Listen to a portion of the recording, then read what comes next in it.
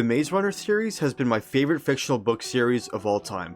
I love all the books and the films. In 2022, James Dashner, the author of the series, would release the start of the sequel series of the original Maze Runner trilogy titled The Maze Cutter that takes place 73 years after the Death Cure. I've done a review on this book 1 year ago and gave it an average rating of 7 out of 10. It's an okay book in my opinion, however, a year later, the second installment of the trilogy would be released titled The Godhead Complex, and in that same review video, I said that this book was way better. And so, with a book review being way overdue, and since the third and final installment of the trilogy is releasing later this year, I think it'd be a good idea to return and make a review on this book. I'll be giving my honest thoughts, what I liked and didn't like. Also, there will be spoilers for not just the books, but the previous series and films as well. So, there's your warning. Anyways, let's get right into it.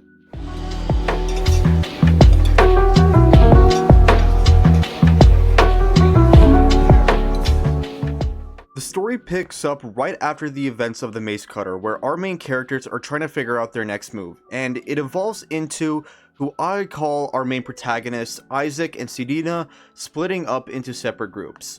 One group will head to the villa to find the scientists of Kletter, the lady that led them out of their home, and into the outside world where she betrays and tries to kill them, while the other group will travel to Alaska to meet the Godhead. Now, here's the thing, I can't really discuss the details of the story because of the format of the story. It follows the exact same format as the previous book. So this series focuses on many characters' perspectives instead of one, and each has their own plot going on, so to discuss the story, we have to discuss them. Now, first of all, this type of format can either be a good thing or a bad thing in a book. And in my Maze Cutter experience, it kinda annoyed me. This idea is pretty good, and I think this book executed some things very well, but one thing that kind of ruined it for me was that because we see other characters' perspectives, it gives us different storylines, and they overlap each other a lot, which disrupted the pacing and disrupted the suspense. I actually experienced this within the first few chapters of the book when the ship was pulling up to the island. I was more curious and ready to find answers and see what happens next. But right when the ship is pulled up, the chapter ends, and then my energy was gone as I had to sit through and read Minos and Alexandra's perspectives. The constant switching that felt unnecessary made me want to skip these pages and see what was happening to the character I was reading previously. And this isn't the first time it has happened. I have felt like this as I kept on reading the book, and every time Alexandra's perspective comes about, I just get even more frustrated.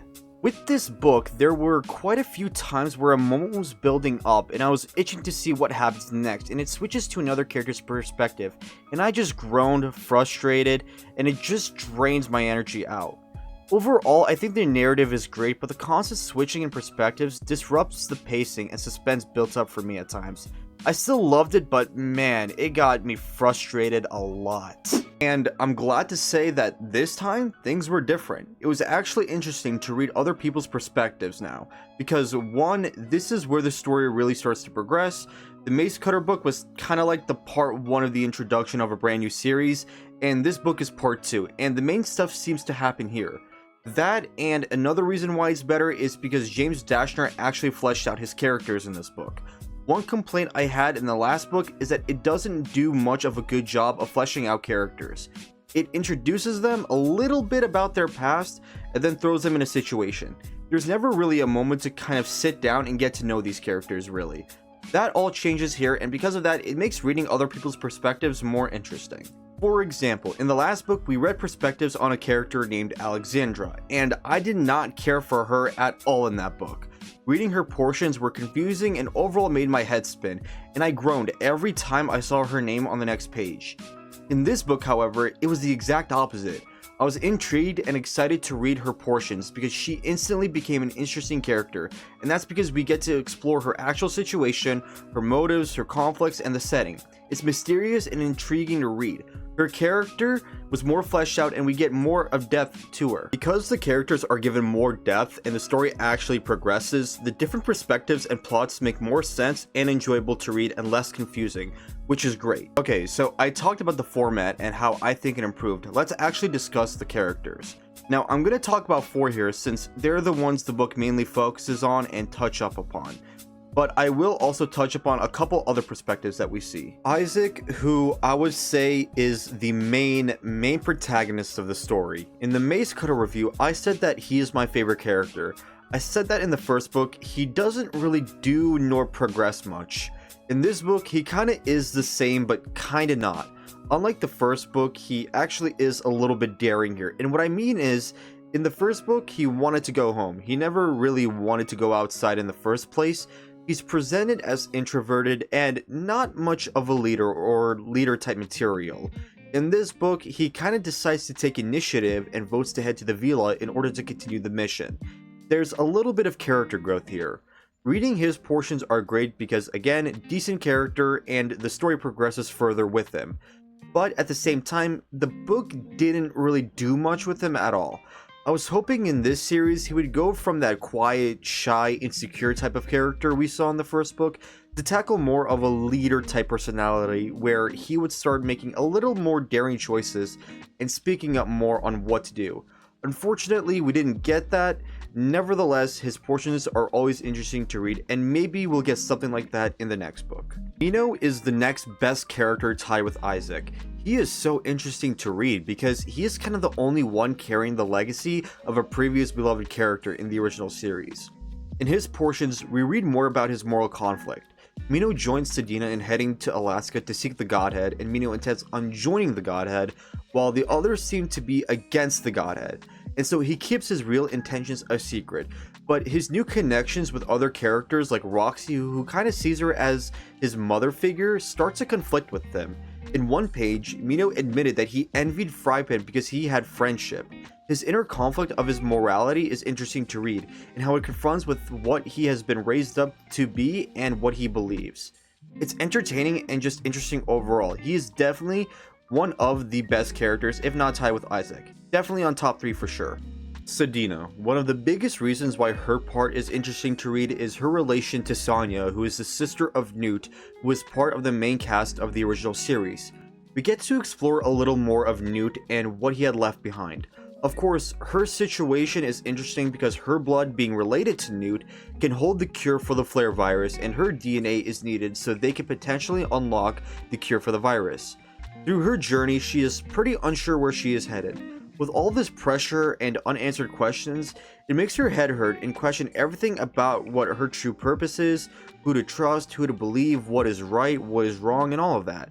All this fear and confusion overwhelmed her, and her arc in this is learning to accept that she has these fears, but to learn that these things shouldn't control her life or her decisions. Her journey is her stepping up like a leader and sort of taking on the role of being the, I guess closest term would be the chosen one, air quotes, and moving forward with boldness. But of course, there are some things that are bad, like the romantic relationship between her and Trish. And one, this is a problem because if you watch these videos here, you would know that I am against that lifestyle, and so seeing a homosexual relationship drags the book down for me. Now, if we want to criticize this in a literary sense, there's no reason for this relationship to ever exist. These characters don't even have chemistry as a basic friendship. Sure, there may be some moments, but not enough to make me feel anything for them because I don't know one of them, and the other is only really relevant because of her relation to the original cast of characters. This is nothing more but to just include the LGBT agenda and to quote-unquote catch up with the times. So yeah, this overall just drags not only her portion of the book down, but the entire book down. And the next character is Alexandra. Now, like I mentioned earlier, I hated reading her parts in the Mace Cutter.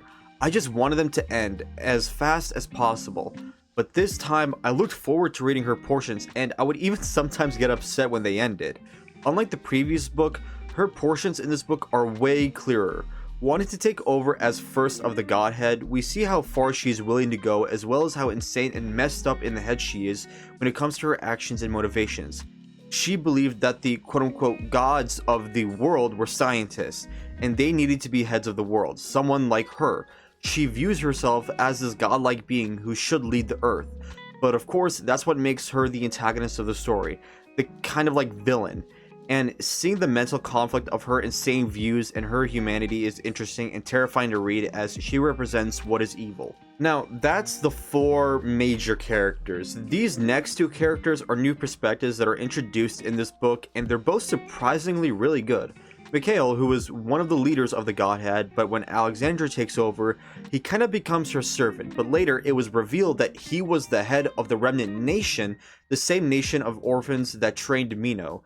So reading his portions and motivations on betraying Alexandra was intriguing. There's also Jimena, who has left her village to find her missing mother, and she grows kind of like this tough, cold personality, but when she crosses roads with Isaac, she begins to change a little bit. Her past is interesting to read, and seeing her interactions with Isaac, it gives me the feeling that she might be his potential love interest. The two of them work as a couple, if not really close friends. Regardless, she and Isaac together give off that energy that they're gonna be really close in the next book. So there are the characters and the story, kinda. For some reason, the changing of perspectives and focusing on other parts didn't bother me as much as the Mace Cutter. For me, at least, it flowed better, and I believe that it's because James actually practiced more in this writing style, hearing reviews and learned from his experience from writing the Mace Cutter to kind of improve on this book. For me, the changing of perspectives didn't disrupt the pace too much. It felt like James knew who needed to focus on next to make the book flow better. Something that is interesting are the conflicts that are introduced or revealed in this book. Because on one side, you have the Godhead and their nation that kind of worship the flare, and Alexandra, who sees herself as a god and takes over as the head of the Godhead, who is also at war with the Remnant Nation run by one of the Godhead members. So there's a war going on there. Then you have Mino, who is seeking to join the Godhead and go up against the Remnant Nation, and then on the other side you have Isaac with the Vila trying to find a cure for the flare virus while all this stuff is going down. It's a lot. Speaking of the cure plotline, that is being explored in this book, and it doesn't make much sense. So Kletter, the lady who seemed to try and get or create the cure with her scientists, the lady that took Isaac and the others away from the island to find the cure from the descendants, right? But then it was revealed that the cure of the virus needs a cure, because the cure has the potential to not just wipe out the cranks, but the population. So the cure needs a cure. So the cure for the flare virus already exists, and surprisingly, the cure for the virus was supposedly the blood of Newt, aka A4, which Alexandra and the Godhead had possession of, but now there's another twist that A4 actually belonged to Chuck, and it wasn't the cure. So the entire cure plotline is kind of confusing because now we don't know exactly what it is. So we don't know what the cure to the virus is. We don't know if it exists or not. And now we know the cure needs a cure. So yeah, it's a crazy conflict and a very impactful one, because this is technically a worse version of the conflict from the original series. Something that the old characters tackled and ultimately didn't succeed in. So with all these conflicts and themes kind of being introduced and sort of being reintroduced, I'm curious on how James is going to wrap it all up in the third book, because this is kind of ultimately being the final conclusion to the entire series. The work on a cure, the return to the place of the maze, a conflict between nations. It's pretty big. All in all, this book is great because it makes the story more clear and actually gives us more depth to the characters and progresses the story forward with interesting twists and more conflict unfolding. And it does post some interesting themes, like how messed up it is that a human born of the flesh thinks of themselves as an idol who is worthy of worship, fear, conflict between emotions, what is right and wrong, and things like that. Obviously, it's not perfect, as I stated in one of the examples during Sedina's character review, but still, it won't stop me from asking why this book wasn't part of the first one. Literally, this is the exact thing that the Mace Cutter was lacking. With the first book feeling unfinished, this book feels like the completion of it. It's legit the second part of the introduction to the series. Obviously, if you combine both books, it would make it the longest of the series. This is why I called The Mace Cutter a part 1 of 2 of the first book of a series, because if these two books were combined, it would have made a great and interesting introduction to a new series. Not perfect, obviously, it still would have had its flaws, but it would have been better than having the Mace Cutter book being the first and only introduction to a new series. The first Maze Runner book is roughly about 400 pages, while the Godhead Complex and the Mace Cutter was roughly 300 pages. If you combine both books, the pages would be 512, which would make it the longest book of the series, but it'll do its job, and it'll at least give us something more than what the Mace Cutter gave us on its own. But it's better than having them separated, and it would give James more room to develop his characters and develop the story more. However, I don't know what he's planning for the third book, so I just hope it's good. I know there's already going to be some things that I don't like, and that's gonna suck, but you know, I'm just gonna have to see what he does. For me, at least, the Godhead Complex gets a 7.5 to 8 out of 10. If you guys have read this book or enjoy anything Maze Runner related, comment below your thoughts because I want to hear what you guys think. Anyways, that'll be it for my review. I hope you all have enjoyed it, and I wish you all a blessed day. See ya.